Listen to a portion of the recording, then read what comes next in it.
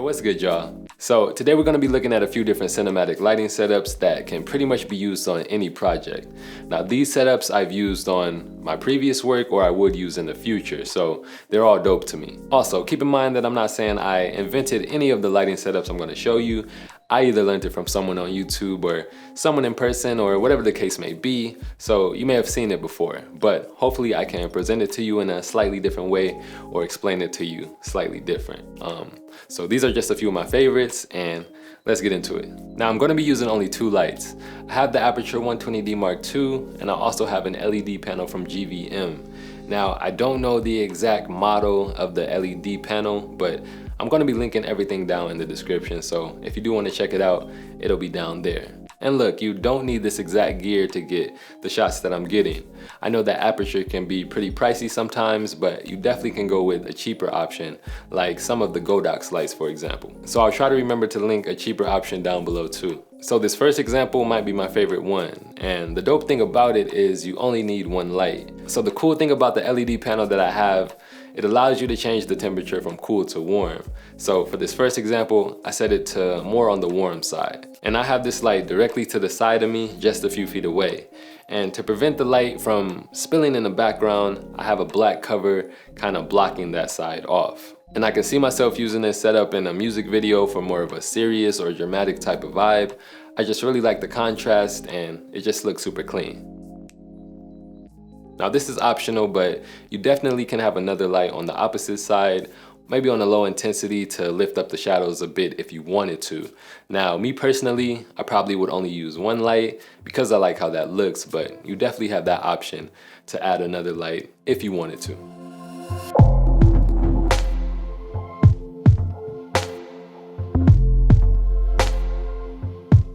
So for this second setup, you're gonna need a boom arm to mount the light directly above the subject. So for this setup, I have a C-stand with a boom arm on it, and I have the 120D mounted at the end of it. Now the attachment that I have on the 120D is called the Aperture Lantern, and it comes with the black cover that you see there. So you're able to really direct the light completely downward and not have it spill in the background or anywhere else. And like I said, this is the only light that we're using for this scene. I would use it for like an interrogation scene or if someone's being held hostage. And I actually used it in a music video recently and it turned out fire. And a modifier with this setup is if you wanted to lift the shadows a bit on the bottom, you can always add a reflector to the bottom and it'll just bounce that light right back up. I would probably just keep it with the one light, no reflector, because I like the contrasted look. But again, you have that option. Yo, real quick, so I'm actually in the middle of editing this video down and I realized I forgot to mention something. So I don't know if you've seen the orange chair that we had on top of the C-stand's legs, but that was there to prevent it from tipping over because it was gonna fall over due to the weight of the boom arm and the light. And we didn't have any sandbags, so we had to make do with what we had. But definitely keep in mind that if you're gonna do a lighting setup like this, you'll need something that's gonna weigh the C-stand down and prevent it from falling over.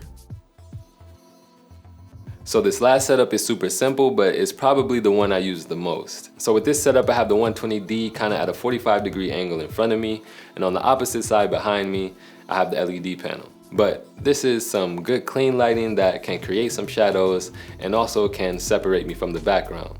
And this could be used in a variety of scenarios. It could be good for YouTube videos like this one here where you're just talking. Super simple, but also an effective way to get some dope lighting. Alright, look, that's gonna do it for this one.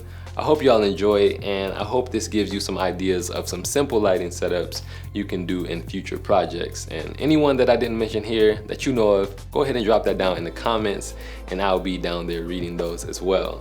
If you enjoy it, go ahead and drop this video a like, jump down in the comments, let me know what you guys think. Also subscribe to the channel. It only takes a second and I will see y'all real soon in my next one. Peace.